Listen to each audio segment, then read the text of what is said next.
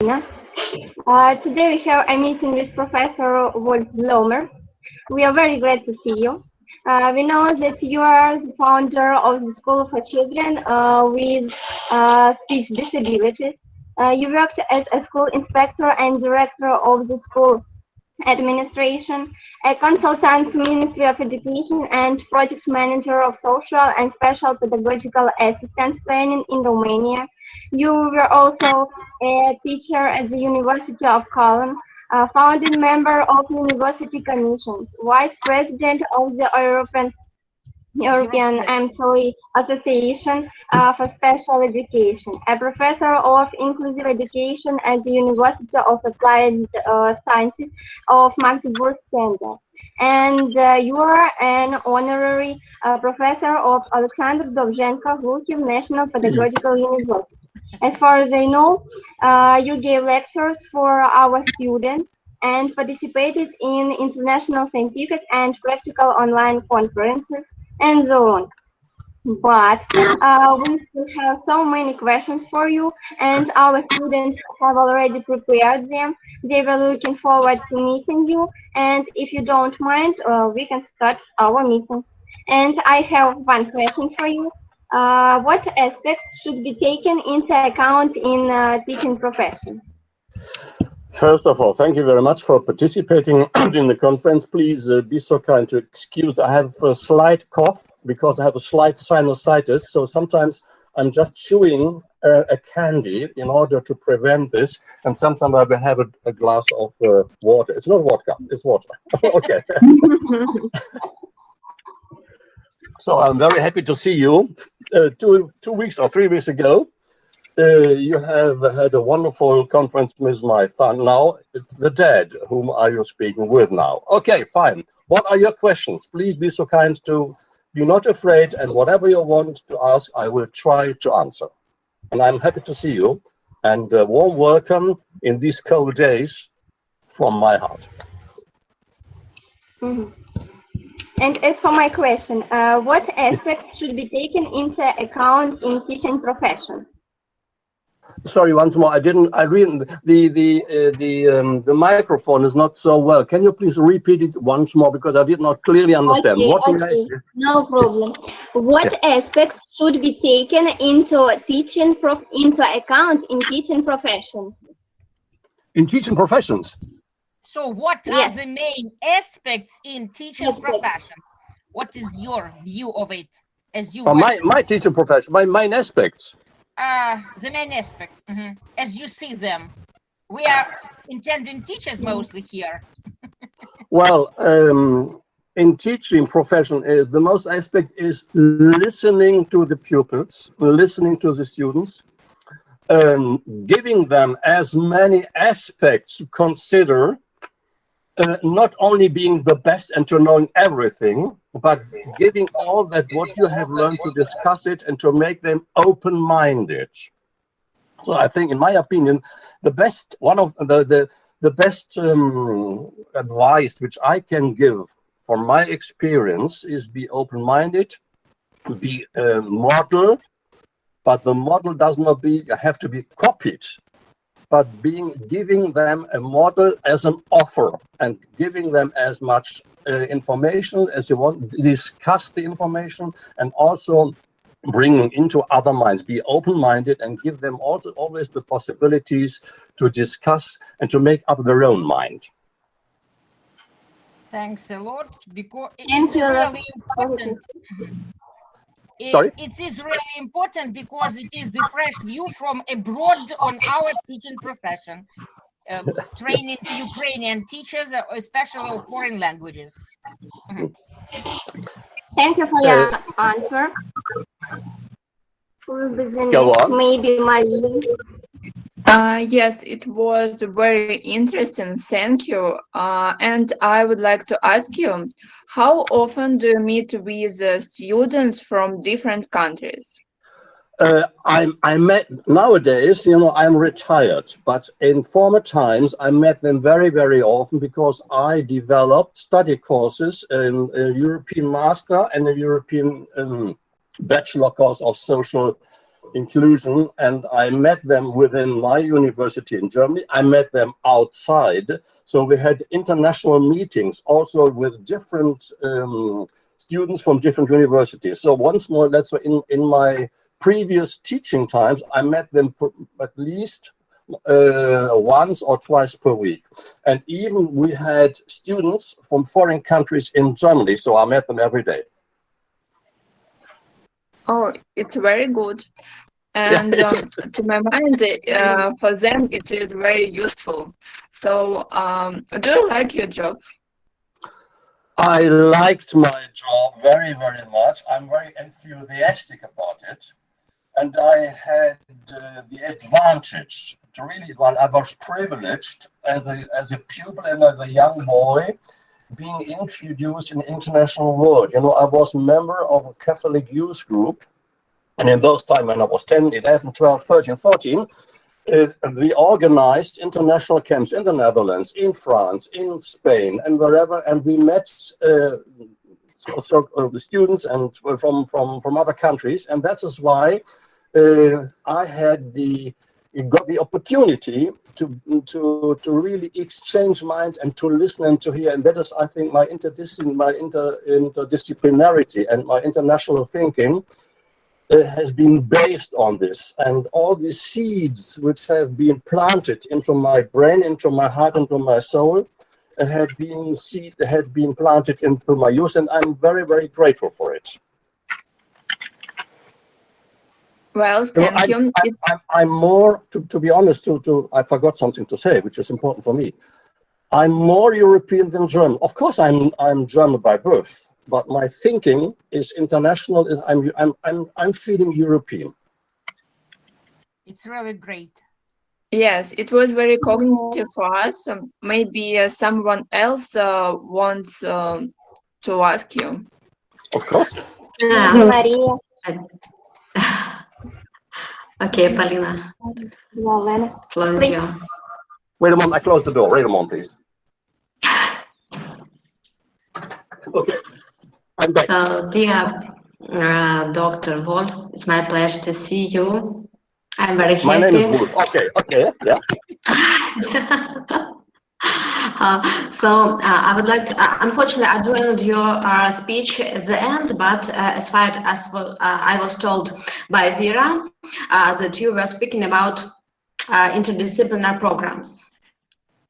So now in Ukraine, we don't have accredited interdisciplinary programs. We are just only launched this procedure for PhD students. But it's a little bit challenging because nobody knows how to create such programs, which rules, which conditions. And for example, in our university, at our university, we are going to create something like institutional, interdisciplinary program for PhD students. But being an expert and trainer of National Agency for Quality Assurance, I'm not sure that we can accredit it on this stage of our legislation improving. Can you explain how do you accredit such programs in Germany? I mean, interdisciplinary, interinstitutional. Do you have such programs? Yes and no. Hello, Olena. It's nice to see you again. Interdisciplinary PhD programs, for instance, have to be organized either by one or by two universities. That's the first answer. Second answer is interdisciplinarity is depending, of course, on the mentality of colleagues. You know what I mean? If somebody says it is my discipline and I don't want to have any connection with other one, doesn't really make sense. You have to be open-minded with other colleagues, psychologists, pedagogues, sociologists, medical doctors, and whatever it is. So before you develop such a program, it is very necessary that a group of interested people, open-minded people are coming together to really collect ideas and then to develop such a program. So it's depending first on human beings, on persons, on professors, and on the second stage, on let's say on some academic institution. But the first step is persons who are convinced about bringing things together. So what I did years before, but not in an interdisciplinary PhD, but in a master student. But you can do the same. But it takes time, to be honest. A first meeting of colleagues is fantastic. I remember very well the following one. When I organized the European Master Program, I have wonderful colleagues from Sweden, and we said, let us think about something which has no restrictions and no borders, nothing. And we began and began. And after 1 hour, the colleagues said, yes, but we in Sweden. And they'll say, no, in Romania, it's not possible. No, in Bulgaria, it's not possible. In Spain. I said, come on, let's get rid of all the thinking what is not possible. Let us think about what we want to do. And after that, after half a year, after big, long discussions, we finally got to the idea, that's what we want. We wrote it down, but we're convinced. But where is my question from? So I would like to explain that, for example, in Ukraine, we have special national agency who, how to say, who make accreditation for different programs. Yeah. For example, in Great Britain, they don't have. They they have the same system, but different with some differences. I would like to ask: do you have a special accreditation system for interdisciplinary programs? Because, for example, in Ukraine, even if we have very motivated staff, we have very motivated authorities that support these ideas, but national agency cannot accredit us because they don't have developed procedures. So they have to have developed step by step how to create it, how to launch it, and so on. Only then we can apply with such a proposal offer. Okay, I'm not quite accustomed to the concrete system of your accreditations, but in Germany we have different accreditations agencies, and each university can choose which one I want to invite to accredit my program. So we are not depending on 1 or 2 accreditation agencies.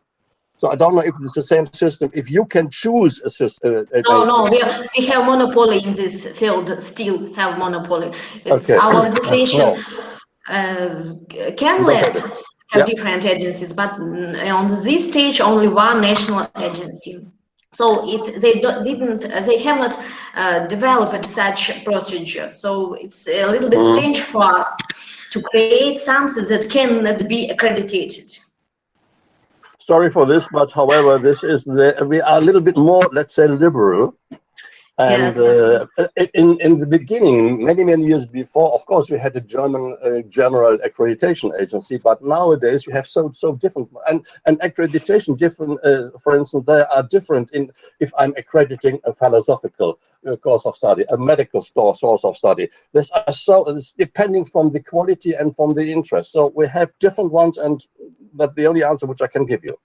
And that is why there is a decision for us, as I can see, we are going to apply to Erasmus Plus capacity building program with such offer, and we can apply to another international agency to accredit our program. That would be possible, of course. Yes, why not? This is the best idea. If currently the Ukrainian system doesn't allow you to go abroad, be international, and try to have another international accreditation. Yes, we are going to apply to Acquiz. Acquiz, it's like a license. So hope they help us. Yeah. So thank you for your clear answer. Thank you for your speech. It was my pleasure. I would like to have given you a better answer, but however, as far as you are still bound to the national accreditation agency, get rid of it. Oh, that's okay. Not get rid, but I will see another solution. Look for. Okay, so I don't want to make busy our audience. Maybe they have another question. So of course. Yes, please. I have a question. Yeah. I'm Bachelor of History, and I have a question from history topics. And we know that today is Chernobyl Memorial Day, and in 1986. Six people in Soviet Union were informed later than European people. And I want to ask you, maybe you remember which reaction was in Germany and what was difference between East and West and East Germany about disaster? Thank you for this very good question, because I forgot something. I know this is a Memorial Day, a very important day, 35 years of this horrible disaster which happened in Chernobyl. I remember this very well because during these days, my wife was pregnant with Daniel, whom you have seen some weeks ago on the screen. And it was on the 1st of May, so 4 days later, when we had a festival here on the River Rhine, and we heard and we were informed about the horrible cloud. And of course, we were very insecure. What are we doing now? So we are a little bit, are we affected or not affected? So the German government and the German media really very early informed the society of what happened according to that what they knew. You know, this was a different process because all the informations were restricted coming from the former Soviet Union. But however, we learned also from Norway and from Sweden because the cloud had gone there first. So we had the first information. Everybody was, according to our media system, very open-minded.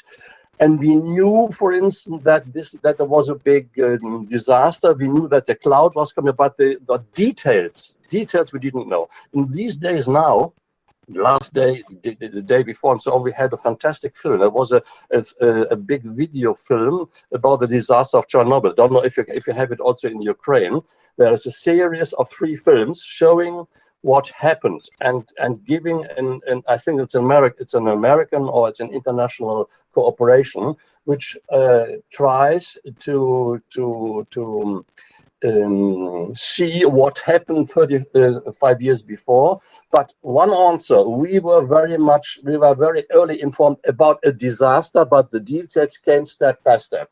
And I know that the Soviet Union in former times was informed only piece by piece.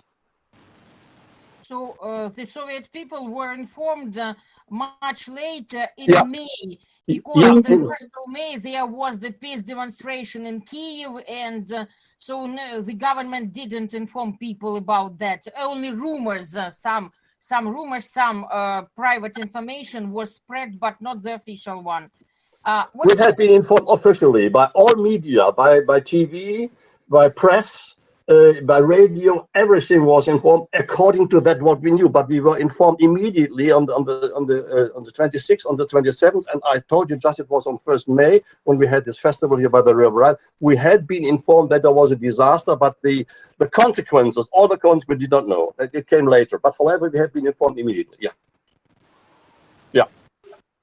And we also knew that the Soviet Union had not been informed. This was a big problem. How to cope with this? Are we now obliged to inform your population?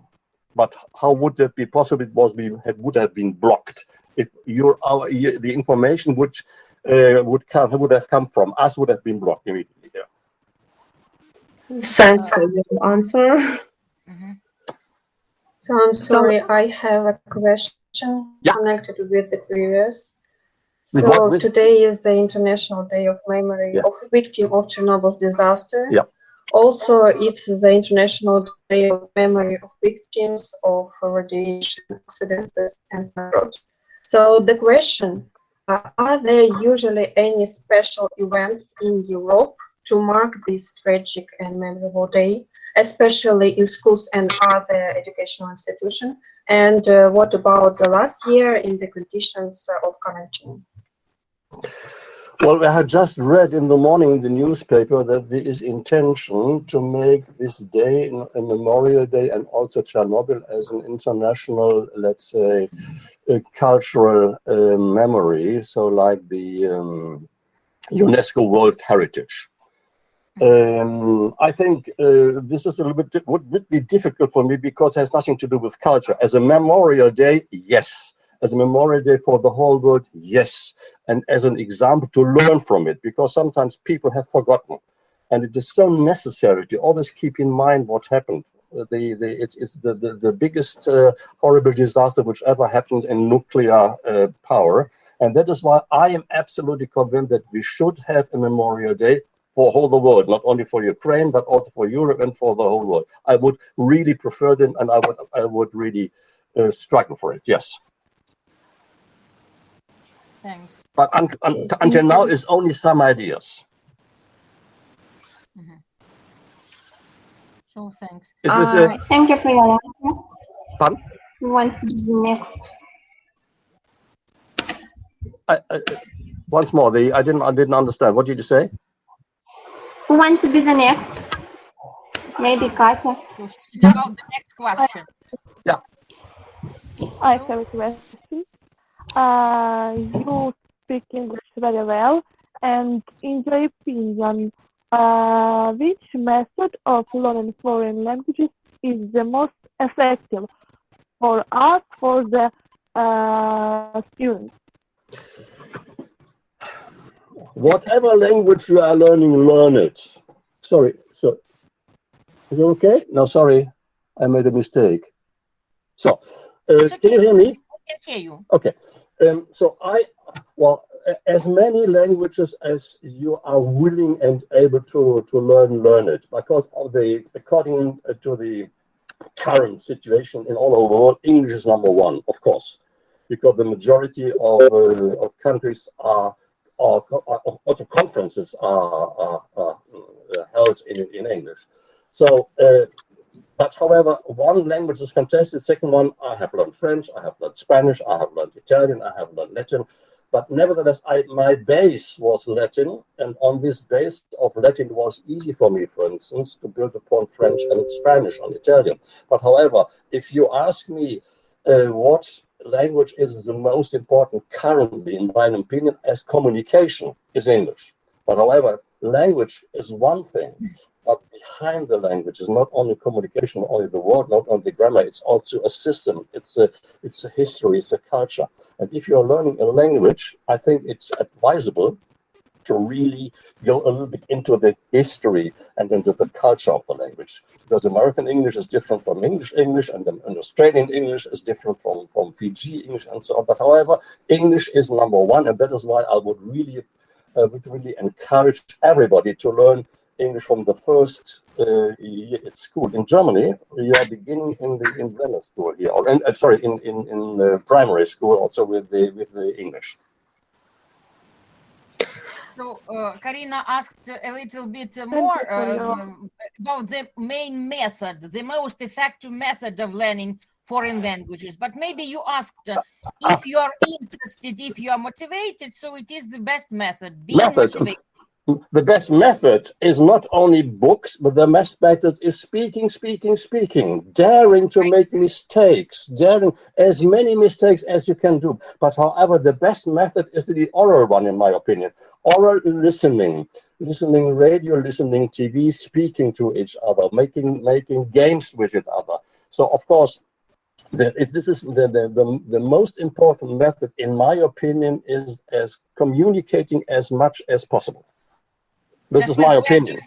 And please dare to make mistakes. My English not the proper English, as for instance your wonderful teacher Vera, my good friend Vera. But however, I'm daring to speak, and when we develop, for instance, our courses of study, international courses of study, it was only one person coming from Great Britain who really spoke proper English. The other one spoke European English. However, the communication is important, and as often as you can, speak with your children, speak in the school, speak on the street, whatever do, listen to radio, read papers, go to TV stations. And so I learned Spanish, for instance, by TV, by listening to TV.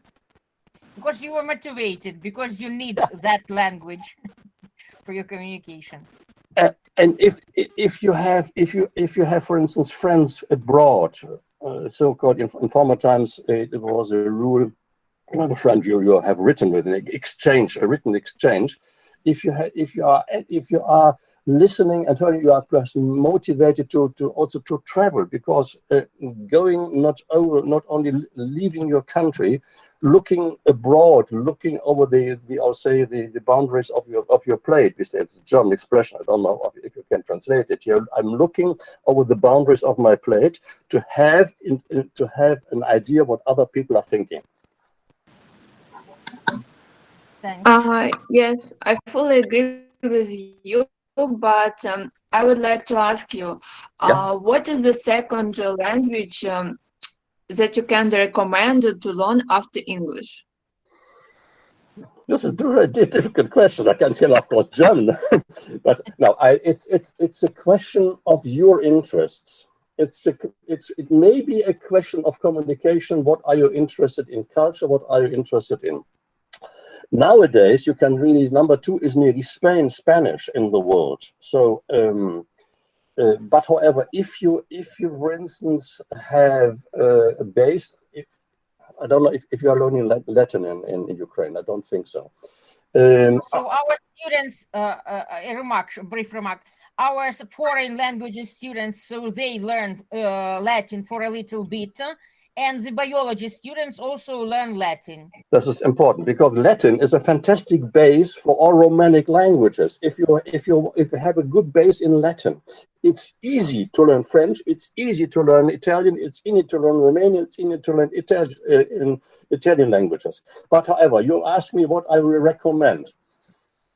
Can I add something? I recommend either French or Spanish as second language. I would like to add something from my experience, for example, about motivation and about how to learn English. When we met firstly with Professor Bloemers, I think he can confirm that my English was terrible. It's really was terrible.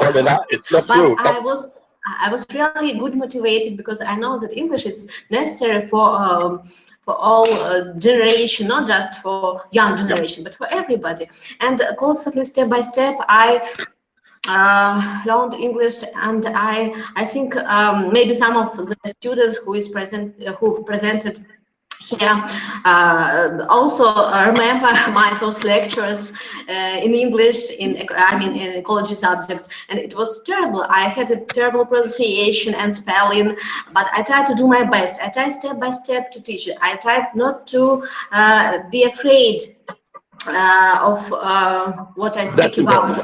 And I think now, of course, I do mistake, but I'm not afraid of it because everybody can do mistake, especially if you are not native speakers. Don't be afraid that you will be laughed by somebody. Just speak and don't think about anybody. You will laugh by your open eyes. You will laugh by that's how you are communicating, even if you make grammatical mistakes. Doesn't matter. Look into the eyes of somebody, say something, and he or she will understand you. You know, the most important language is the language of heart. You ask me which language would I recommend. Language of heart is the most important one. But however, do it, and don't be shy. Try it. Nobody will ever laugh on you. Nothing is impossible. So you just have to have aim and try to approach it in any way. And to be honest, we are living in a world growing together, as you know. I know that your country has some problems. I know this because you know I'm since more than 20 years working in your country, which I love very, very much. However, if I go back to 1990.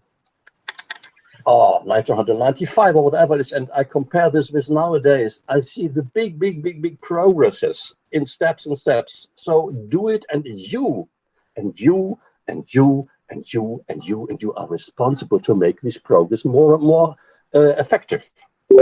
Because you are the young generation which is responsible later for ruling the country in whatever subject you are working.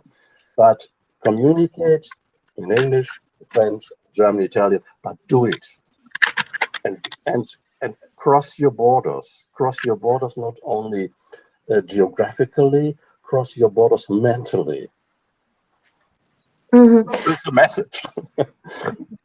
In Ukraine, people start to learn English in primary school too, but a lot of graduates can't speak and read or write on English after school. And in Germany, all the people have a good level of English. It is improving. Let's say yes, they have. Meanwhile, they really have, because we have so many hours at school learning languages. We have so many hours in communicating. We have so many experiences in practicing. You know, traveling, for instance, is one of the most important things to really meet people and to communicate and to practice. I can learn, of course, in books, lots, but if I don't speak, if I don't practice, nothing works.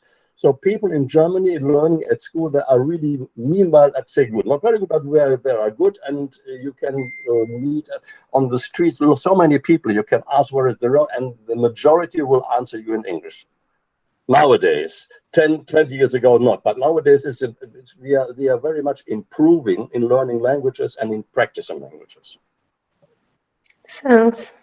But it has once more, it has something to do not only with practicing, but dare to overcome and to, if you have any possibility, leave your country for a while. If you go on holidays, if you go for a practice, you go for a study, go abroad and try to learn and to practice and to overcome the borders. I'm preaching now. Well, and do you plan to learn a new language for you? Pardon? Do you plan to learn a new language for you? If I plan to learn in my language? A new language for you. Are you planning to study, to learn a new language, some more language? Okay, currently not. Ukrainian, for example. Because there's that. Well, I try to do this in Swedish, but according to my, let's say, age, I feel I'm physically a little bit older than hopefully mentally. At the moment, I have no need to learn a new language. But going back, for instance, you saw my son some weeks ago, who is marrying now on 15th of May, and he has 9 languages. He is now learning his 10th language, Arabic. So you know, it's a question, of course, of age. So if I would have the necessity to learn, but I would have done it. I was invited some years ago to be vice rector of a university in Jordan. It was an honor for me, but however, I denied because it has something to do with age. But if I would have done it, I would have immediately tried to learn a new language, Arabic. Of course, why not? So the third generation, there are third generations university which suggest students the programs when the students are over 70, over 80 years old. So it is quite possible, and the rule acts use it or lose it, and it concerns our brain as well. So if you are motivated, so age is not important, it doesn't matter at all. Absolutely. And you know, I'm a psychologist, I'm psychotherapist too, and I know very well that it has nothing to do with age. Your brain is open and is wide and is really like a sponge if you are motivated. It's not a question of age that you say, I cannot learn any longer. No, it's a question of motivation. If you are 70, if you are 17, if you are 80, or if you are 12, question of motivation. And of course, motivation, and of course, of communication, of friends, of people, of meeting people who are exchanging, who can motivate you or whom you can motivate? Yes. May I ask you a question? Have you ever been to foreign countries? What was the most memorable trip of yours and why? Work or visit? Sorry. What was the most memorable trip of yours and why? Sorry, the microphones are. Did you ask me about the most important trip or work outside? The most remarkable, the most impressive trip of your life. The most impressive travel in my life. It was 6 weeks in Alaska. I traveled with my. Pardon? 6 weeks for so long. 6 weeks. When I was 50, it was a present I made to my family. We traveled 6 weeks across Alaska, and we had in 6 weeks. It was in summer. We did it by a camper mobile. We did it by plane. We had it in the cabin. We saw we saw brown bear feeding on salmon. It was absolutely incredible, and I filmed this. Of course, this was the most impressive. But just after all these, or just behind, or just after, I don't know. However, Alaska was number one, and then New Zealand, Asia, all the countries which are beautiful nature. I'm a friend of nature. I like white landscapes. I like the ocean. I like the snow, I like big mountains, I like loneliness and the beautiful nature. And these are countries which really impressed me very much. On the other side, there were so many countries with great culture, for instance, Kazakhstan, Arabic countries, in Spain, Italy, and so on. So I have visited more than 100 countries. So stop me, otherwise I will tell you until the evening. We're stopping you.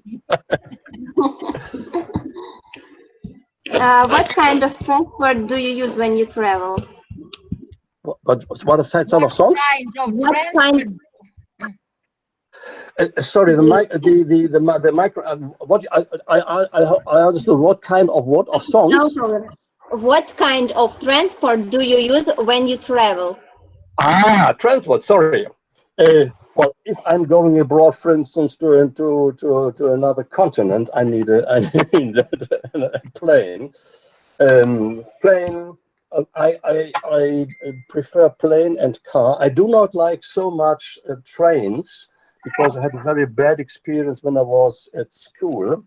We had a wonderful 3 weeks at school journey to Greece, but we went in former times when I was a young boy. We went by a train with wooden benches from Germany, 36 hours to Greece, and that is why I don't like trains at all. So I prefer, of course, planes, and I prefer cars, but not trains. I see. And I make you a little bit jealous now if you ask me about transport. I have on my shoulders more than 1.5 million kilometers done by plane. Impressive, really. That is why you ask me what I. No, sometimes very often around the world. Speaking about traveling, we want to hear a few words about peoples and nations from different countries, and do they welcome you, and what are the main topics you speak about visiting other countries? Sorry, once more. Can you repeat it? You ask me if people in other countries welcome me. What is your opinion about the people, the different countries? Speaking about the countries, we must speak about people. What is your idea about the people? Okay. I love human beings. This is my first answer. Doesn't matter what religion, doesn't matter which color of hair, doesn't matter which color of skin. I love people if they are open-minded, if they can communicate, and I respect every culture. But important is that we are respecting each other, that we are not saying, I know it better than you and you know it better than me, that we tolerate each other, that we exchange each other. And that is why I love Asia, Africa, Europe, America, whatever country is, people who are open-minded, who are laughing, who are open your hearts, and that is the more important thing. Is it the answer which you expected? Yeah, of course. Thanks a lot.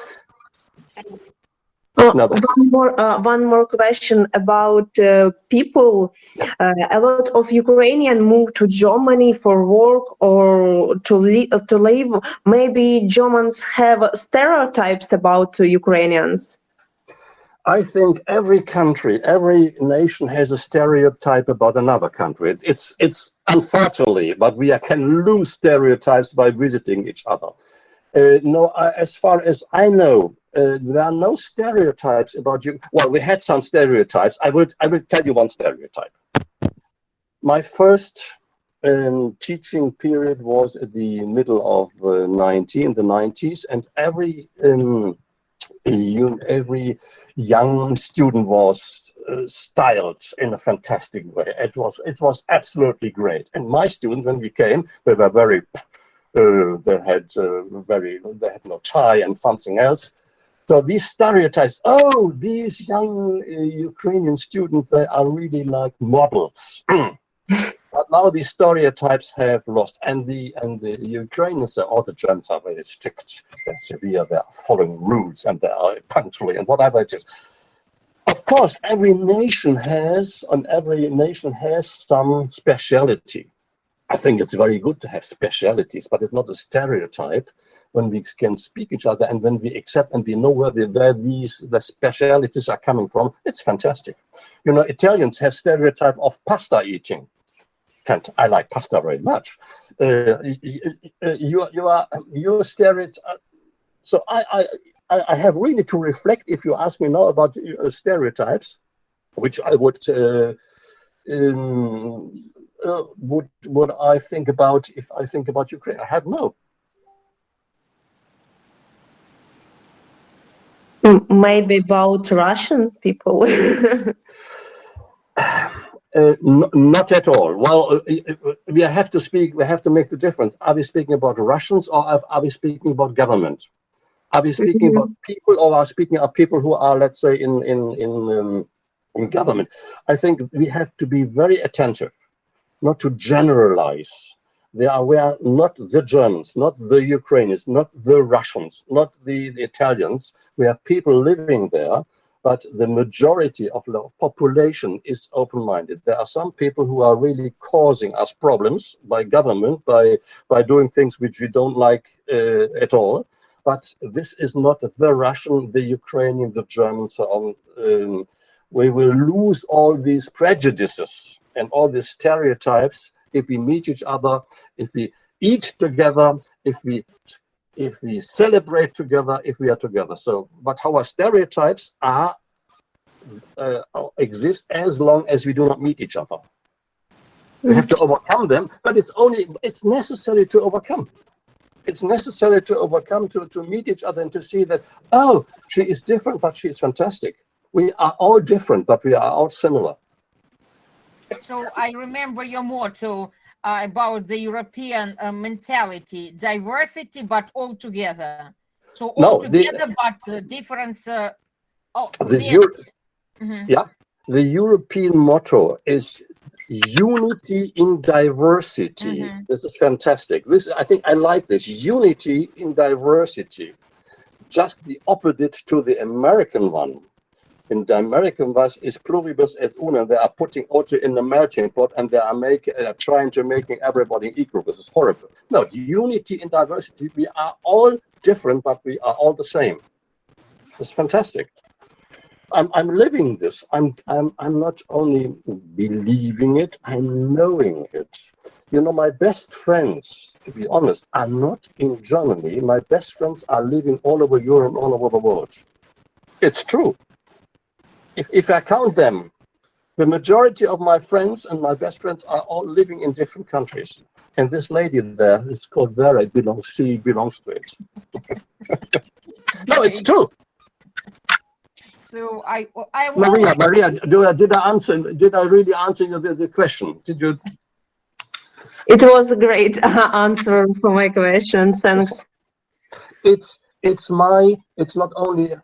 my belief, you know, it's my belief and it's my life, and it's not only from here, it's also from the heart, or from my person. You are a convinced citizen of the world. Correct. Wow, Vera, you're right. I'm a convinced citizen, and I try to live it. You know, I'm not speaking about it. It's not theory. It's practice. This is important for me. We are academics. Fantastic. It's necessary, but we have theories. But we have to put the theory into practice. And I try to practice that what I'm theoretically thinking and doing. Sorry, I'm teaching now. Ask questions. Ask questions. So the next question comes. Karina, welcome. Okay. Karina. First of all, I'm glad to see you, and I have a question about up-to-date topic. It's actually distance studying, and in our country, as for our today's conditions as current time, we have such system for studying for students and pupils as a special platforms, online platforms, as a classroom, and such kind of that. And of course, it's combined with online meetings, but it's in Ukraine. And I would like to know about forms and systems in Germany in distant studying from your view. Okay. We are all facing, unfortunately, this horrible pandemic since nearly more than 1 year. And currently in Germany, we have restrictions since today. So universities are closed. There's there are no lessons in presence. They have only to do this by internet, by Zoom or by Meet, whatever. I hate this, to be honest. I hate this because I need the personal contact to persons. It's good that we see each other now, but if I would do this a year long, I would go to the roof. However, according to the pandemic situation currently in Germany, all universities are closed, strictly closed. The only possibility is to learn and to teach and to exchange via Zoom, via internet. We have a very good system, technically system, but nevertheless, it is only something which I hate, and I hope that next semester it will change. Schools is the same. Currently, all schools have to be closed. We have an incidence of more than 100. You know what an incidence is? We are counting the incidents. So if, for instance, in a population of 100,000 people, so many people are infected, we have a so-called incidence of 100 or 150, and then from that number on, everything is closed. All our shops are closed, all our hotels are shops, the supermarkets are open. I can't go to the hairdresser. I have to have a special test. Hotels are closed since nearly 1 year, so the social life is very much restricted. Nevertheless, we follow. Because politicians, this is my personal opinion, politicians have not dared to really strictly say, let us shut down for 4 weeks and then we close it, but they always say, open and shut and open and shut and open and shut. So, however, coming back to your question, universities' academic life is closed. It's closed by teaching face to face, only by internet and by technical devices. Sorry for it, but I don't like it. I don't like it.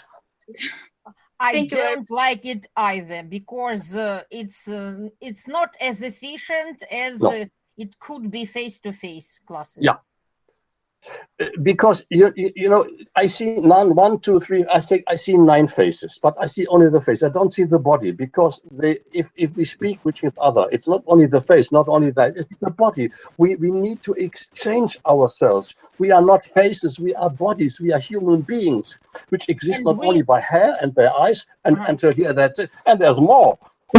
And we are energies, and exchanging energies is also important, and it is restricted here. It is this online education is restricted, and it is deprived of energy exchanges. It's important. We have senses. We have to smell each other. We have to. We have to touch each other.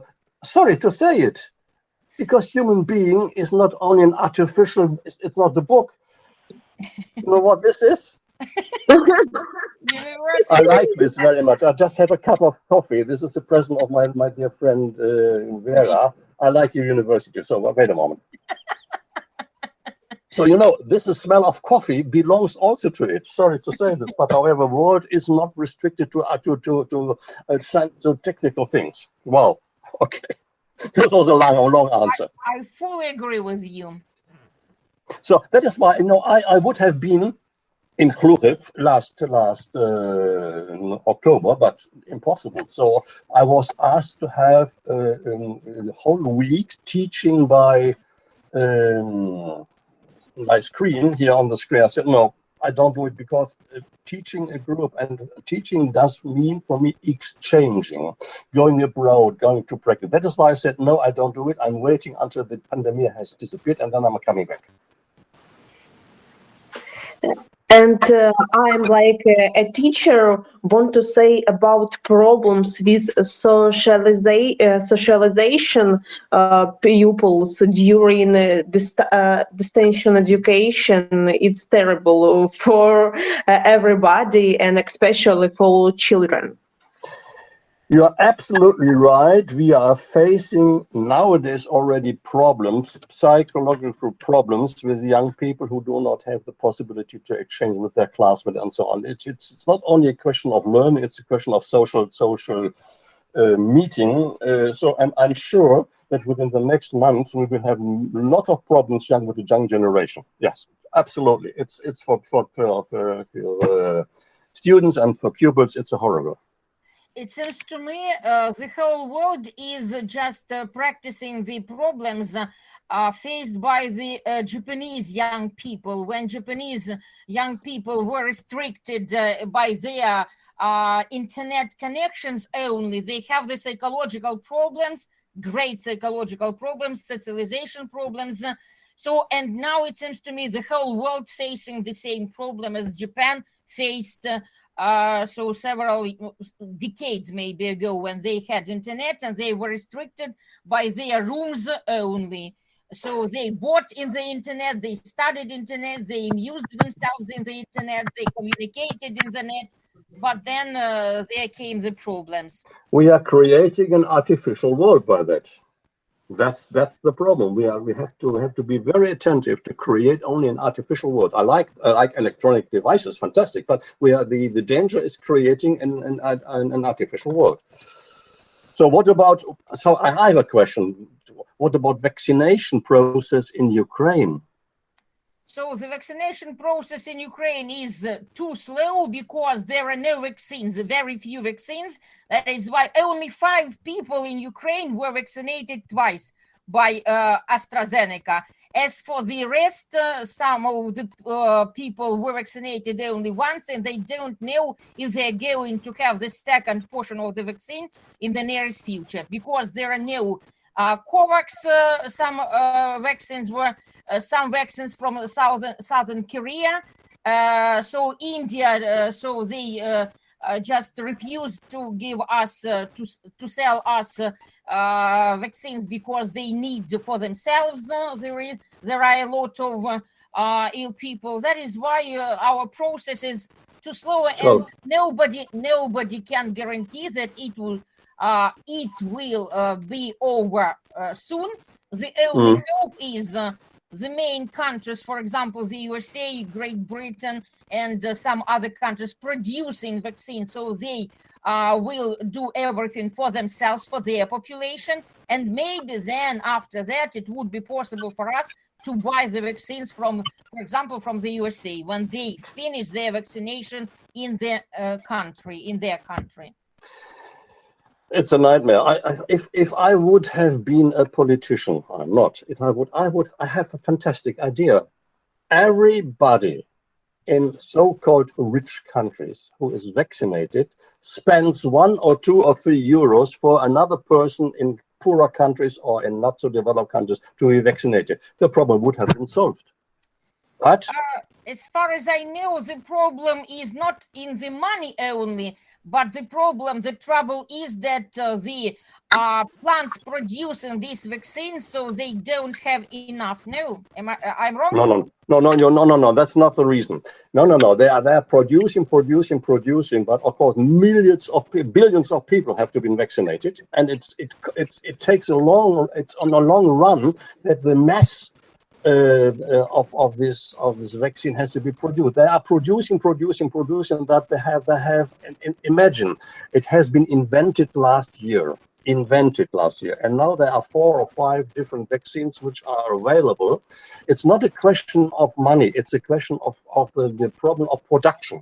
The process of production should be quicker, but it's not possible currently that they are doing it. However, it's of course, and some countries, of course, have bought earlier, but nevertheless, it's a question of production. There we have not enough fabrics to produce it. However, we are currently, Germany is on a better way since some weeks. On a better way. We have now currently 20% vaccinated, 20%, which is not that much for the country. 20% is not that much. Okay. Well, what more questions from your side? Go on. And how do you manage your time between this quarantine time? What do you do? The quarantine? So Yes. Your time management during the quarantine. I'm not in the quarantine. I'm not in the no.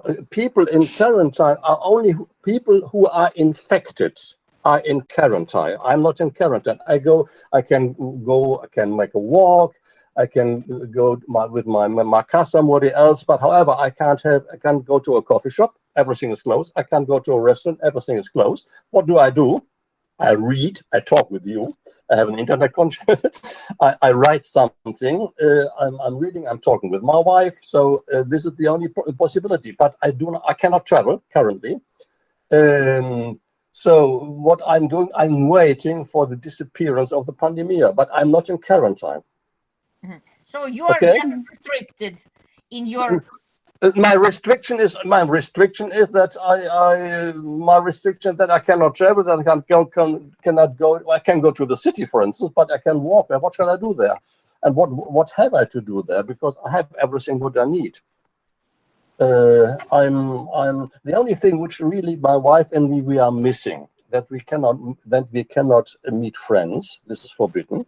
Only one household is allowed to meet one other person from another household. So that means, for instance, my son is coming, my daughter-in-law, they are not allowed to come together. This is the restriction. You know, we had a contact restriction, which means we are trying to avoid contact, because contact is the main important thing for infections. And that is why the contact restrictions are the most important thing currently. Understood? Did I express me in a clear way? Who wants to ask questions? Yeah. Come on, more. I have one question about travel. Since you have so much travel experience, so which country or which city you can recommend to visit first? First? Oh. Yeah. This is very personally. I can say go to Paris, go to Rome, go to Madrid, go to Stockholm, go to Dublin, go to London, go to Kiev. It's beautiful. I like Kiev very much. So Athens, fantastic. Go to Sydney, go to Vancouver, go to New York. But I cannot say number one. This would be for me not possible because I know too many of them, and I don't. I have one favorite, which is Vancouver in Canada. It's my favorite because it has something. It's a mixture between. Hong Kong is fantastic. Hong Kong for me is fantastic because it's a mixture between architecture, landscape, people, culture, good food. Fantastic. So as far as I know, Vancouver is considered to be the best city for living. For living, I would for living, it is also a very personal meaning. I would, if I would have to emigrate, I would go together with Barbara to perhaps to Vancouver. Yes. So really, it is the best city for living, they say. It's beautiful. It is beautiful. And it is friendly to population, not aggressive. It is no, not at all. Canada is fantastic. Canada is beautiful. Really. Did I answer? Who was it? Anatolini? Who was it? Who asked me the question? Anton, yeah? Anton. Anton asked me. Anton, I can't see you. You are really. I see only a window, but I can't see your face, unfortunately. Okay, can I switch on the lights and I can see you? Okay. Антон, вдвинь світло, щоб він вас побачив. Я просто ось. I'm here. Yeah, Anton, did I ask? I gave you so many names of the cities. I don't know if I answered your question in a way that is satisfying for you. Anton will be satisfied with the answer. He will choose in your list. He will choose the best city to visit first. I have. Yeah. Oi. Sorry. Say. Anton, go on. I want to visit three cities in Europe at first. It's Hamburg, Prague, and Vienna, because it's the ancient city, and I can see the history of European civilization. So Vienna, you said Vienna, Prague, and what was the third one? Hamburg. Hamburg. Yes, but if you really want to have European civilization, I would agree with Prague. I would agree with Vienna, but Hamburg is fantastic. But it's European. I would say it's German. But if you want to go to European civilization, then I would go to Paris and London or Amsterdam. Is Amsterdam beautiful? Hamburg is a nice city, but if you want to say number 1, 2, 3 if you want to see first European history, then I would first go to Prague and to Paris and to London and to Amsterdam. Hamburg, I would say at the end. Nice city, but according to European history. Thank you for this recommendation. Well, this is my personal opinion. Your opinion may be different, and that is what I like. Your students should have so many different opinions, and we should discuss it. You have not to believe what I say. You only have to listen. Well, and do you prefer to travel alone or with your friends or maybe with your son? With my family, which is a very small one until now. This family, unfortunately, my family only consists of my wife, my son, and me, and on the 15th of May of my daughter-in-law. We are a very small family. We always traveled together. And since from the early childhood on, we took him on all our travel around the world, so he is very much experienced. Now, I like to travel not only by myself, but together with my wife. We are married since 36 years, and we are very, very happy. And Daniel, of course, now he's traveling together with his future wife. Okay. Maybe somebody else wanted to ask you. Yeah. Yes, okay, come on. I noticed that you have got a lot of books which are standing behind you, and I realized you are a very well-read person. So have you got any recollection about book, which changed your mind? Oh yes, oh yes, oh yes. You know, I have studied pedagogics. I have studied Catholic theology, linguistics, and psychology, and so on. And which have changed my minds was when I read first the psychotherapeutic things of Adler and of Jung, and naturally that's what changed my mind. Really, for instance, I wait a moment can show you. Let's say all the psychoanalytical thinkers, Sigmund Freud, Jung, and Adler, they changed my thinking about the human soul, the human perception, that what we think, what we are really able to do or not able to do. We are thinking that our brain is the most important in our human being. This is not true. We are thinking that we are controlling ourselves. That is not true. That is why the most impressive things, which in all my books I have written myself, more than 30 books myself, but before it was it was Adler and Freud and Jung who changed my thinking according to human beings. And of course, when I studied Catholic theology, I wanted to become priest. Can you imagine? However, I'm still sticking to this, to a lot of theological things, but nevertheless, that what changed my mind was psychoanalytical thinking. Okay, and one more question. Yeah. Which book would you recommend for young generation to read? Like a prophet. I'm really I can't say now. Well, I have let me think about it. If it's a philosophical book, if it is a psychological book, I can't say it. I can't answer. Sorry to say, I'm not able to say currently what I would recommend you for a generation. But I want, if you want, I can write you 1 or 2, 3 things down and I'll send it to Vera, if you want. Okay. But you see, honest, I have so many books around me, some thousands here, and I'm really. You touched me now. I can't say which one I would recommend for the first beginning. Okay, thank you. Okay, and I have a question.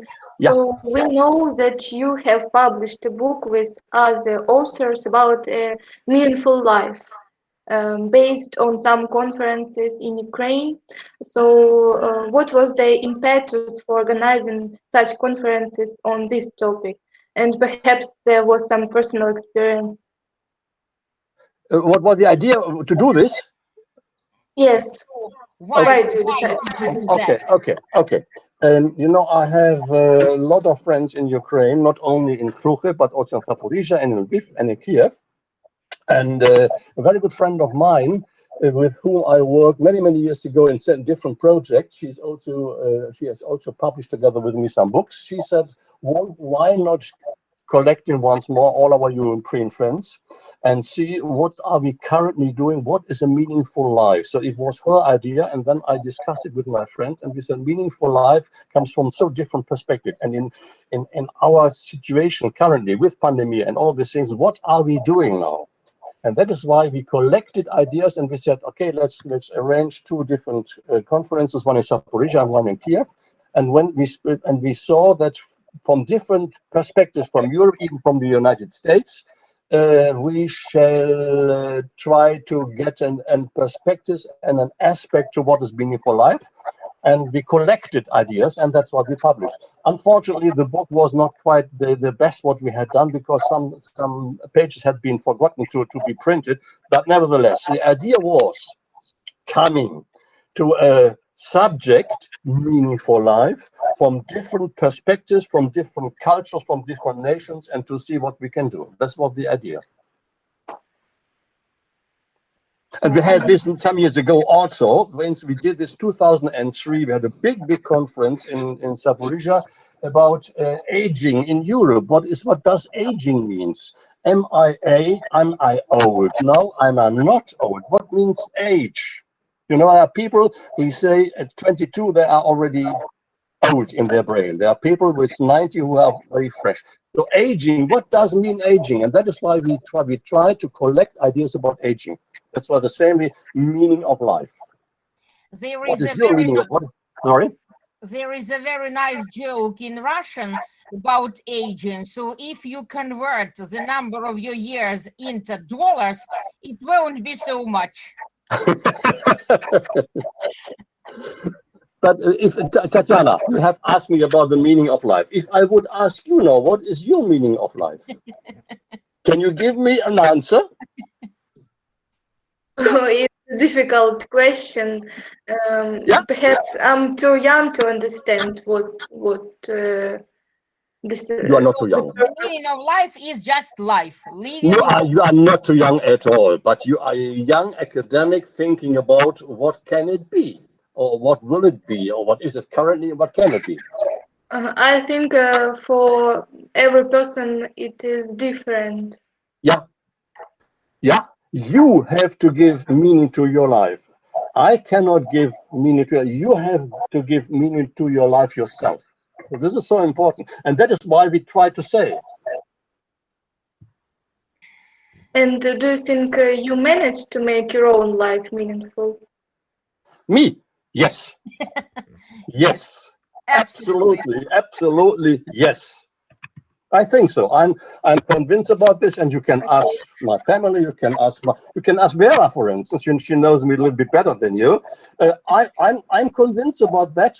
I made my life meaningful. Thank God. I had a lot of help. I had a lot of friends who gave me also support and assistance. This is not only coming from me, this is also coming from my friends, from my relatives, from my students, from my colleagues. They gave me also the conviction that I'm on the way to have a meaningful life. Yes, that's right. It's a collection of people. So yeah. you were and you are on the correct, right way in the sense of life. Living I hope so. life I hope so. I feel so. I can say I'm a privileged person. I know this very well. I have a lot of things which I do not deserve. I have been highly gifted by God. I have got a lot of chances in my life. I have got people who have supported me. Without that, I wouldn't be now here. And according to this privilege, according to these gifts, according to all these things, I had the chance to make something out of it, and that is why I'm happy with it. You know, this is it has something to do with me, but not only with me. It has something to do with all the people who have accompanied during my life, and who will accompany hopefully during my life. Also, my students, for instance, had a lot of students. I had altogether 25 semesters at university, which is 12.5 years after the things which I had done before. So all this have enriched my life, each other. We really enriched each other. So, thanks. Yeah. Go on asking. Who wants? May I ask? Please. Yeah, of course. You can ask whatever you want. I want to ask about student exchange. Mobility between countries is now almost impossible because borders are closed, and in general, people are afraid of getting sick. Nowadays, many universities offer online training and internship to foreigners. What do you think about this idea? And is it generally possible to exchange students during quarantine, or is it better to wait for better conditions? Make a mixture. Make a mixture. If you want to have international relation and to exchange and to visit another university, try to get the chance for an, let's say, internet exchange now. And if hopefully pandemia will disappear at the end of the year, well, whenever it is, try to continue. But I do not, if you want to do it now, do not wait, take the chance which you have been offered now. And then later on, do it personally. Go abroad then with your body and with the plane or with the car, whatever you do. But do it now, start because in this moment, you can perhaps make some friends, some friends on the screen. I don't know. take the chance which is offered to you now. And then continue. Don't wait until one day, perhaps things are better. No, do it now. Take the offer which is given to you. But nevertheless, let's hope for the best and wait for the best times, for the better times. Afterwards, of course, but let us start now and wait, of course, for better times. You know, we have invited Vera to visit here in last year. It was impossible. We have to wait. She can't come. Yes. So, but nevertheless, we have contact, and without this contact, don't lose contact. Even by this damn screen, which I hate. I know. But it's a possibility of contact, and you can see it. I see you now smiling. It had a very serious. Now you are smiling. You see what I say, Tatiana. Yeah? No, it's Anastasia. Yeah. Anastasia. So, now you are smiling. You see, you are changing your face because we are speaking to each other, and we are contacting each other. So do it. Take the chance. Okay, thank you. Thank you for your laughing. I also have a question. Or a smile. Huh? Yeah. Okay, Karina. a few days ago, I learned a topic about recollection and inspiration. So I have a question. Which things inspires you to do something, to create something? Very good Maybe question. you may have a short list about these occupations, for example. My occupations. Yes. No. Карина, ще раз задайте питання. Once again. Can you, okay. Do you have some moments which or occupations which inspires you to create something and to do something? And if Inspire yes, your creativity. Things which inspire your creativity. Yes. Well, I can say let's go back to my psychoanalytical formation when I became psychotherapist. This was a big inspiration for me to left my so far borders, which I had until that time.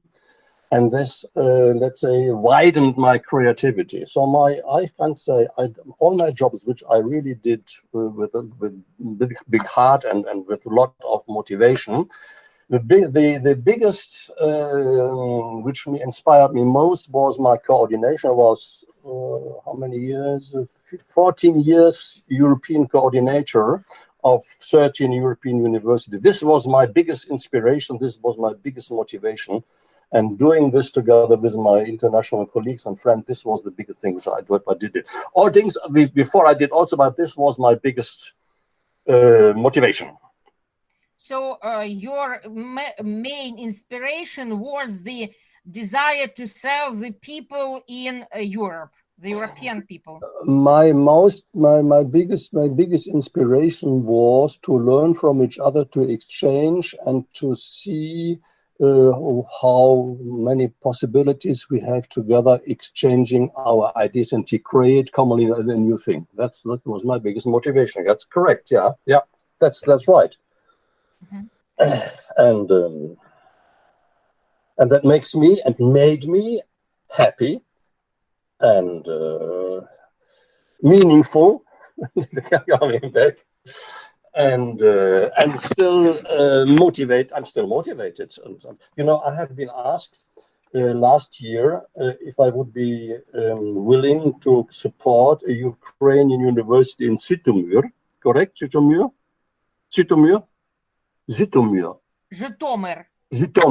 Sorry. You know, this is because they are just developing a faculty of inclusion. And I said, well, I do this, but however, I'm sitting here and can't do anything because pandemic is hindering me. So I'm still at my, let's say, advanced age, physically, I'm still motivated to do things. By the way, if you don't remember the exact name of that city, it can be explained as the combination of Rai, Жито, and Peace, Mir. Rai and Rai, not wheat, but Rai, and Peace. Жito, Mir. Yeah. Very So, peaceful name for the town, for the city. Bread and peace. good. Thank you. Ukrainians are peaceful. You see, Ukrainians are peaceful. in this call and meeting, I learned something new. They taught me something, so I'm open-minded for new things. It was my pleasure. Yeah, it is my pleasure always. Come on, next question. So any other questions? Anton, you are so shy. Come on, go on, Anton. Sorry, but I need to go for the 4 lessons I have. For his next class. And okay. I thank you for this the impressions lection. You imagine. So sorry, but I need to go Okay, so perhaps seeing next time whenever next we time. want, either on the screen or personally. See you later. Okay, good. So, how much more questions? Yeah, okay. By Anton. More questions. Maybe Masha, Albina, Nela. One more question. Karina. Please. Karina? Okay. Comparing the style of life, Germans, young people and Ukrainians, as you traveled a lot in Ukrainian cities, so can you compare their sight and views of the life German students and our students?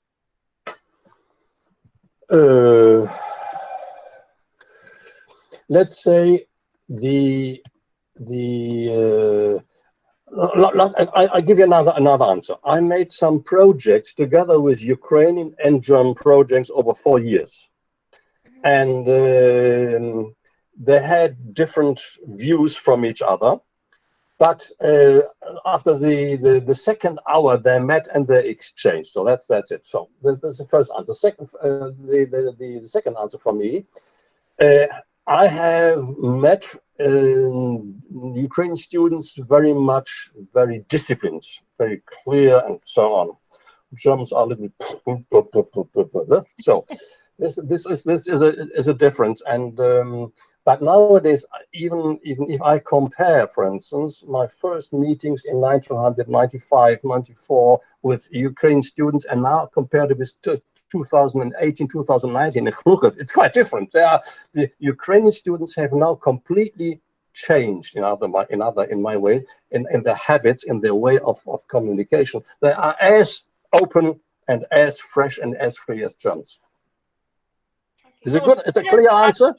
Everywhere. You see, yeah, I like this very much, and I think it's a question of development, international development, but also of meeting. So we did not have to have our shell to protect each other. We can make us open, whether restricted or not restricted, in the way how we have our clothes and so on. So I like this very much. Okay, I understand. Thank you.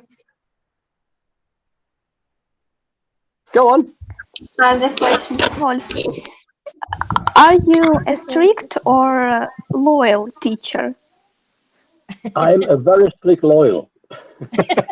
No. I'm a flexible teacher. Now you can ask also your students, which I have taught a master course 2 years ago in Ukraine in your university. But however, you don't know the students. I think I'm very loyal. I'm very open. I'm very liberal. On the other hand, there are rules, because I say at the beginning of a course you have some rules. Do this, and everybody is free to follow or not to follow. So we have to discuss the rules, and that is why I would say I give you another answer. One of my best friends is Portuguese from the south of Europe. And he once said to me, Wolf, you are the most southern European German whom I know. Is it a clear answer? Southern Europe is very open-minded, and they are not so strict, and they can come and come whatever they do. So you have asked me how would I identify myself. So most Southern European German. So Thick you and don't loyal. keep an eye. You don't keep an eye when your students write a test. There are the tests. What do you mean? What do you mean? There are. So you don't control when the students, for Yeah. example, write tests. Well, no, at the moment when I have to do a test, for instance, and I have to mark it, then I control it, of course, because I have to give them back what they know, not what I want. I have to give them a feedback about them and not about me, and that is why testing, a written test, for instance, has to be marked in a proper and clear way, which can be transparently discussed. I'm not strict and clear. Is that an answer which pleases you, or does this answer not please you? Katya, відповідь It pleased me. Yeah. So, as transparent and communication, teaching, learning from each other has to be as transparent as possible. And that is why everybody has to say what he means and what he wants. And on this base, I think understanding is possible.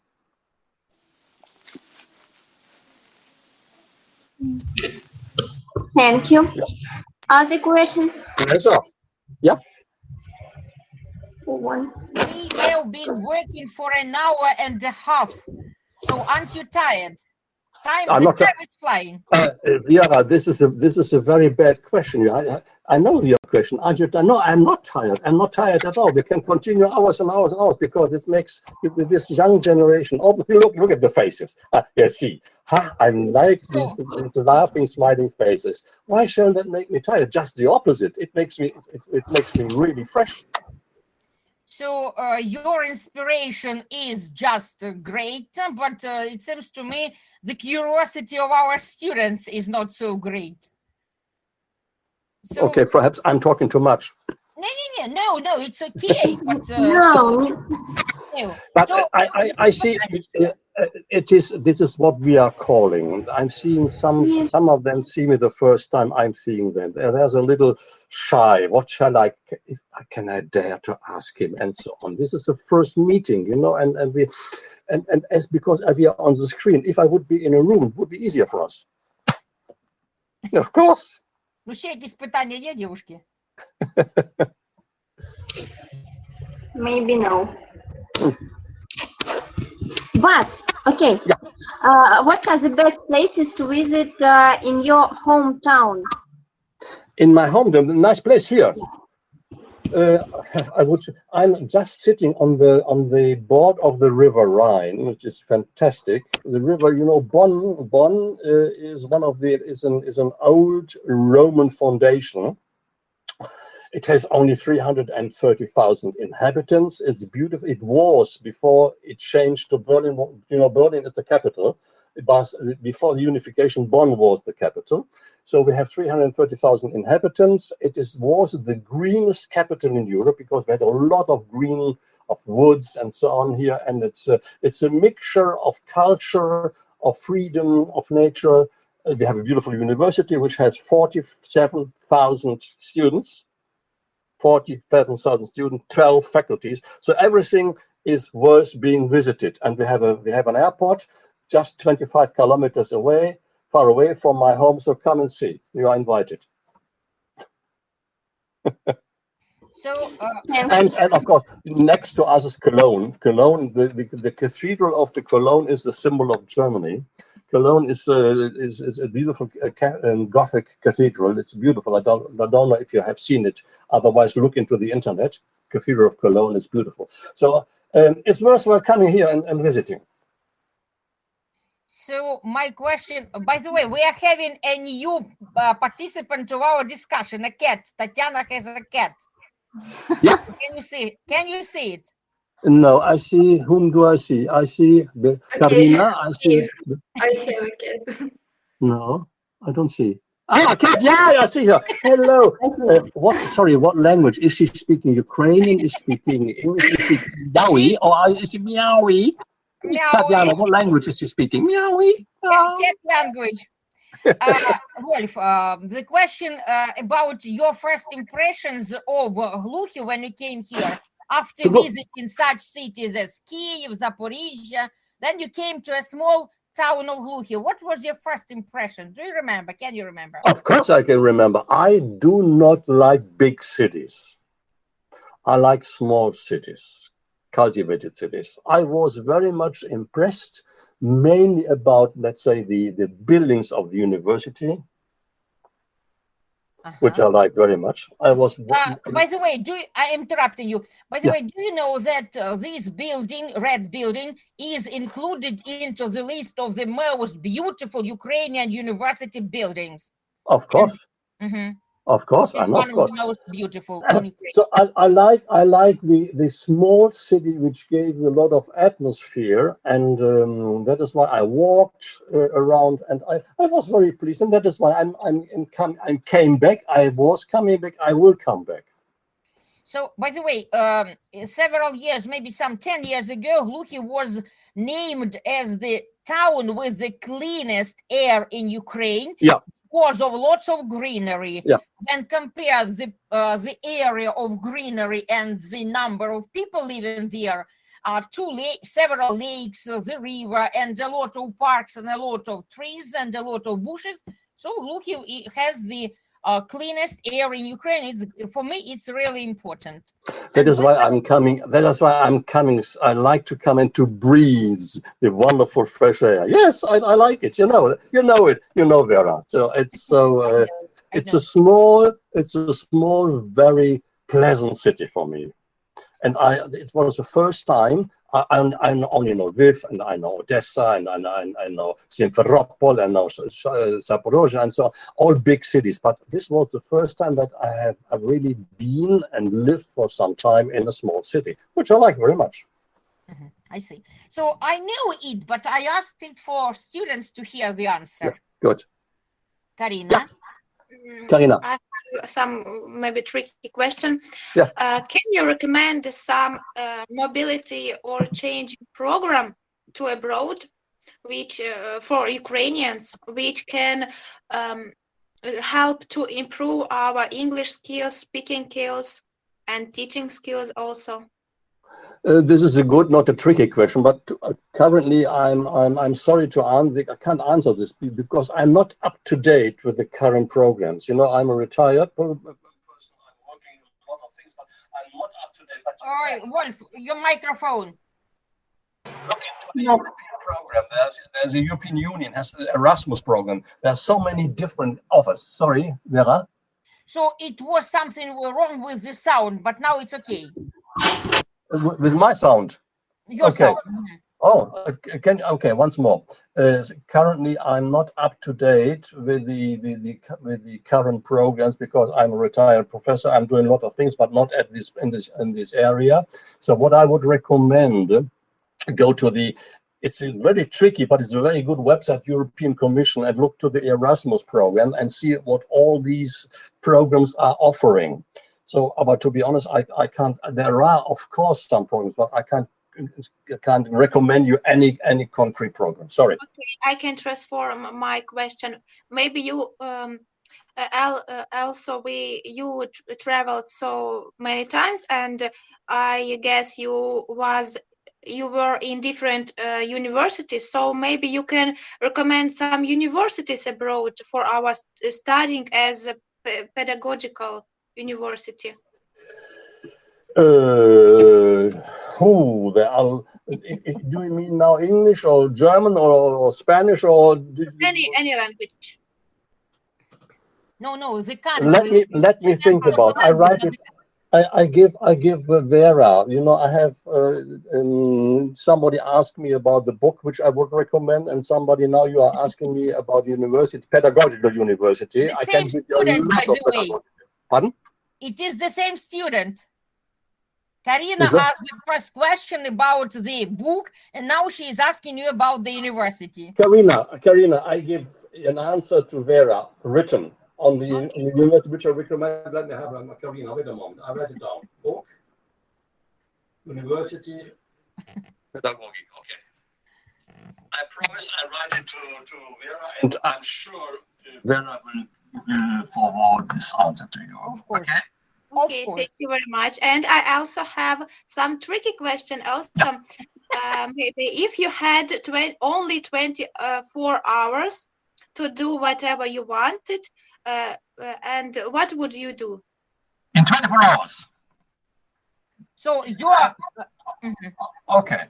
In 24 hours, I would take my family by the hand and I would go with them to we have a nice Spanish little house in Galicia in the northwest coast. And I would then walk with them by the beach because there are no houses, there are no skyscrapers, it's only pure nature. We would after that enjoy a wonderful rustic meal with some shrimps and some white wine. And we would enjoy that what nature is giving us for 24 hours. This I would do. This would be immediate, the very quick answer. Okay, thank you. And it is you are very a family person, so you have such answer as I answered this question before. And so I have also one more question. Yeah, come on, good. What is the I'm happy about this. you have ever taken in your life? Pardon? What? What? What's the greatest risk you have ever taken in your life?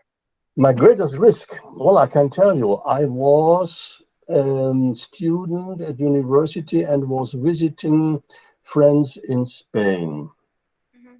In Spain, it was in the north of Aragon, and there I was bathing with my student, and it was a very strong current, and somebody rescued me and saved my life. So this was the biggest risk which I did in my life, but I did not know that I take the risk. However, I was not very attentive. And so he is my Salvator. I said he saved my life when I was, how old was I? 18, 19, something like that. And Zaragoza. Have you heard about Zaragoza? Zaragoza is a beautiful big town in Spain. It was north of Zaragoza in a tiny little village, and we're based in a river, a very strong current, and this was the biggest risk of my life. Okay, again. Thank God he helped me. Well. But myself risking, what's the question? Did I myself want to have a risk? What was the question? Both of them. It seems to me if you want to answer the second part, you are welcome. Well, the risk of my life was... Sometimes to risking it's a strange question, but however I will give you, I'm since 36 years happily married. Nevertheless, it's always a risk. It's always a risk. You never know if the love which you are falling in will hold so many years. So you can say it's the biggest, but the best risk I ever had. So I wanted to help you with the answer, as many men consider marrying just the greatest risk of their life. So yes, but it was the biggest gift which I ever have got. So it turned out you turned out to be happy in your marriage. Sometimes no, I didn't doubt. No, I didn't doubt. I really didn't doubt. But nevertheless, you can say it's a risk. If you look around and look around, how many divorces? No, your sound was not a risk. Yeah, whatever. So going into a plane is every time a risk. Sitting into your car is every time a risk. Wolf, your sound is not good. Sound. Okay. Go on. Now it's okay now? It's okay. Now it's okay. Sitting in a plane, sitting in your car, walking in the street is always a risk, but however, you asked me about my biggest risk, and I don't remember any other. By the way, in the primitive societies, going to sleep was considered to be also a risk because you never know if you wake up in the morning after you sleep. Also a risk. That's of course, yeah. That's of course, yeah. But I think I'm because I love my life, and I have a very, very strange wish. I want to become 100, mentally, physically, by soul, and so on.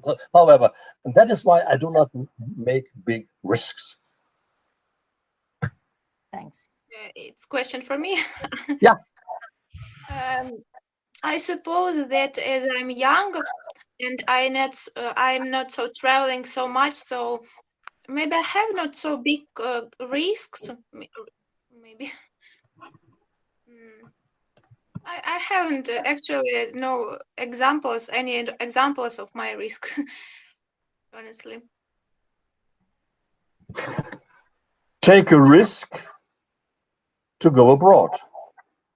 Take any chance or look for a chance, even if it is a risky one. You do not know what happens outside. Do it, risk it. This is what I would recommend you.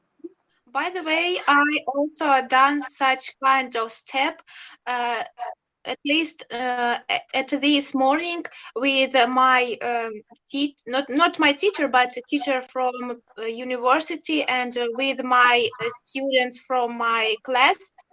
We are trying to send our documents from scholarship program in Slovak, and so it's as for me it's a very incredible step, as maybe a few years ago it will be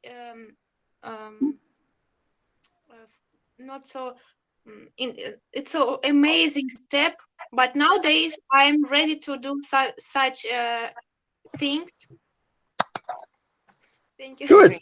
Good luck. I encourage you, whatever it is, encourage you and encourage everybody. Yes. Maybe it is nowadays a great risk for me. However, but do it. Everything will be okay. And if you are successful, fantastic. So take the chance.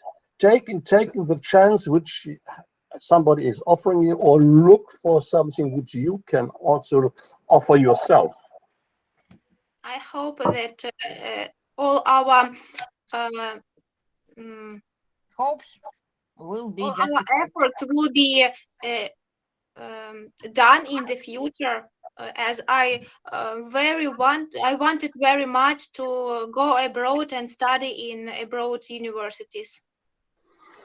I cross my fingers. I cross my fingers. I encourage you. I encourage everybody sitting here and looking at me. And so this is the future. This is your future. This is the future of our world, which hopefully may become more peaceful, not so much authoritarian-wise governed as some countries are. You know what I mean? But it's who else than the future, than the young generation is the promise of the future. Who else? If not you, who else? You know what I mean? You are as well educated at university. You are the leading class of your country, whatever faculty you are coming from. And who else, if not you, are taking the chance and the risk to change things? Otherwise, you can bury yourself now. Okay. You know what I mean. So really, go. And I know what I'm speaking about. I have a lot of experiences. I have a lot of students who had taken the risk and who are happy now. Okay, yeah. Thank you. Yes. So the pause is here. Any other questions to our dear guest? Okay, by the way, you traveled a lot, you have a family, and perhaps you have a pet, or maybe you want to have one. A pet, a cat, a dog, a bird. I love dogs. Many years ago, I had a dog, but by traveling, that's the risk. Otherwise, we would have a dog here sitting, and I would have shown you a dog. No, because we are so often traveling, who has to care about the animal, and we do not want to give the animal dog, which is part of family, then into a dog home. That is why we are not having a family, an animal at home. Oh, that's a nice. Oh, Sleepy. that's a nice one. My sleepy kitten. What race is it? So it is British, short hair. Okay. So coming back to I like animals. I like animals very much, but it does not make sense for somebody who is traveling so often to let the animal behind. You know what this is? I hope this is a convincing answer. But now you are retired. Maybe you want to have one more dog. I'm retired, but I'm still traveling. If the pandemic doesn't hinder me, I would immediately go traveling for 1, 2, 3 days. I would go to Spain. So, for instance, this is the reason we like animals, but it's a question of responsibility. You know, I think we are responsible for those who are amongst us, even for the animals, or mainly for the animals then. So that is why we say no, we don't. We don't want to have an animal. I would like to have a boxer. You know what a boxer is? Would it be possible to travel with your pet together? No, that's it. There are some airlines who allow, but this is also for the animals not so nice to be in a cage. However, but only very few airlines allow you and give the chance. And nowadays you can forget about it because nobody knows how the travel agency of maybe the airlines will develop in the future. But nevertheless, once more, we like animals, and we often say, "Oh, isn't that nice?" We would like to be cuddled and so on. Everybody and every dog on the street is coming to me and want to be cuddled. However, we decided not as a question of responsibility. That's the answer. So thanks. So what I'll show you something. Girls, any other questions? No, this is this is the bear which many years ago my son gave me as a twin. So, however, we like animals, and we are speaking about but we don't have one. Nevertheless, when I come to Hurish, I will cuddle your cat if she wants to be cuddled. Sometimes cats want, sometimes they don't. If you have a dog, no problem. My cat is too independent, and that is why she was together with me for only 2 minutes, for a couple of minutes, and now she is. I know. Cats. That's the character of cats, and I know that she did some years ago. You told me, Vera, she did something in your plants. I know this. So she did a lot of things to different things in my home. That is why she is not. Yeah. Okay, one more question. Questions. Any other, or everything is. So they no questions. No. So no questions anymore. A little slide, maybe. I have a question. Каріна, вас не чутно. Микрофон. Каріна, вас не чутно. Каріна, там телефон, мабуть, приберіть. Каріна, там телефон поруч, мабуть, з мікрофоном. I don't see her and I don't hear her.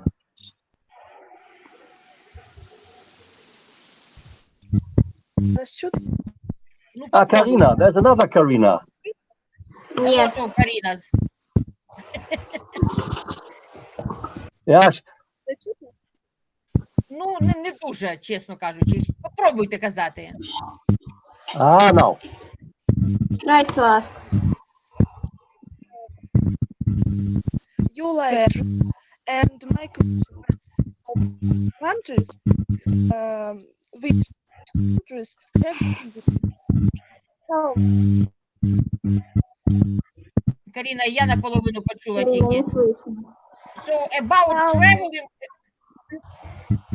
Yeah, Karina. Yeah. So it was a question about your traveling experience and the countries, but frankly speaking, I haven't heard properly about maybe the I have a country. short question. Yeah. Tell me, please, what is your life credo? Credo, Mama, yes? what is my? Life credo. Life credo. So what? My life credo. That's a good question.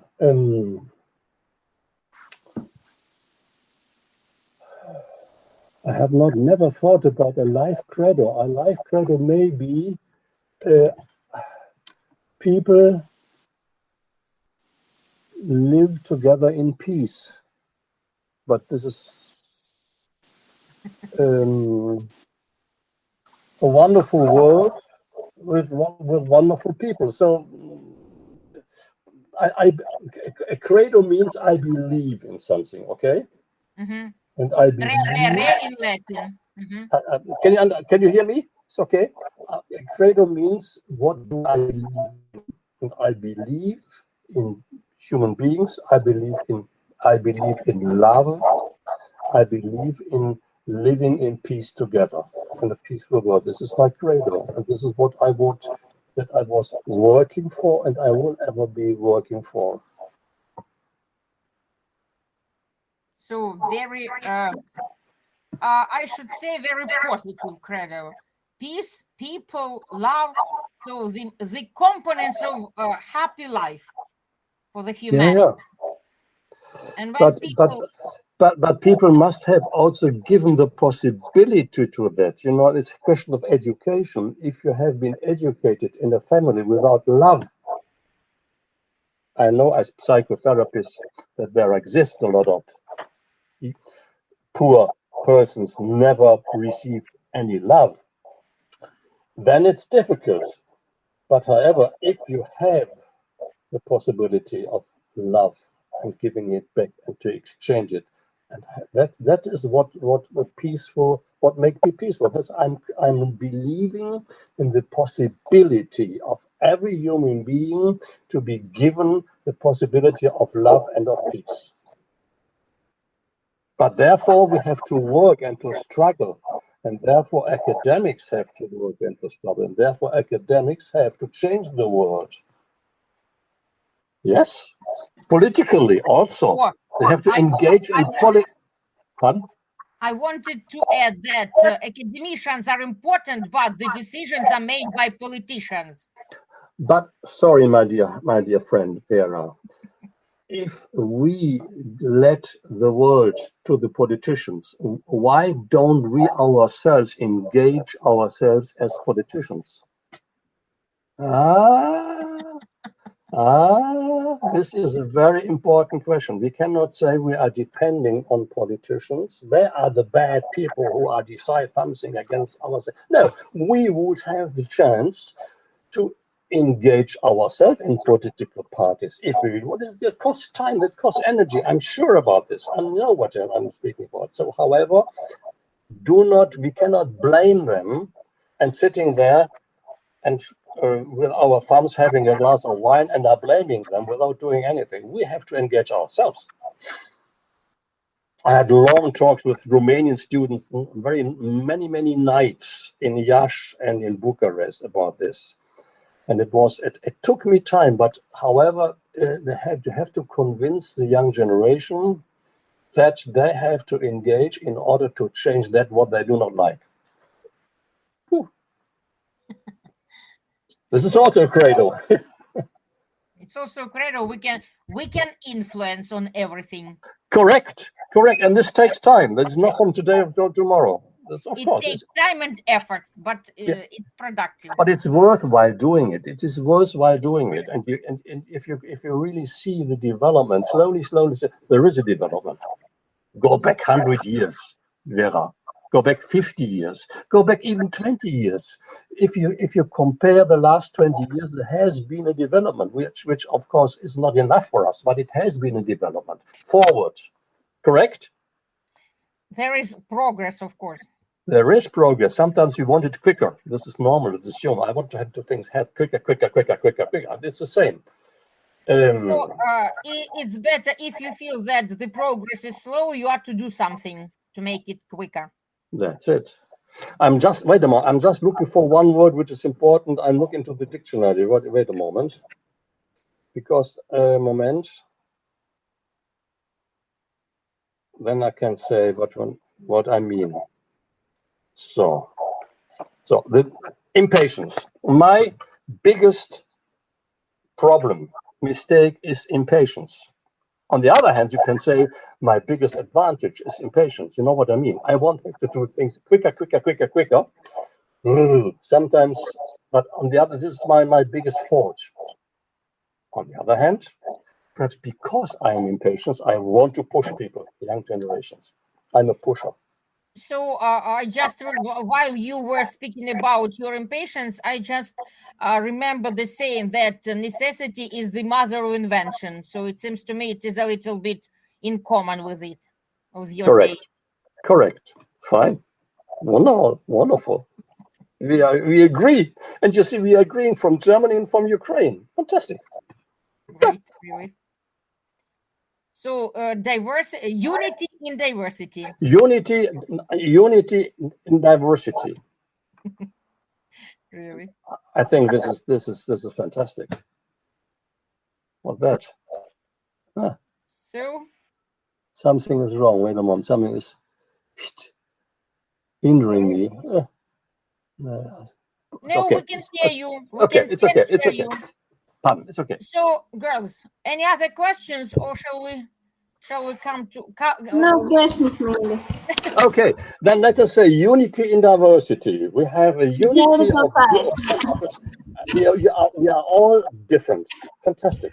You are different, I'm different, but we have a unity and we have understood each other in a very good way. I wish you a wonderful day, and I will be happy to see you again, wherever, on the screen or in personally in Florida. Thank you. Or in Germany. Thank you. You're a very positive and communicative person. Thank you. Dankeschön.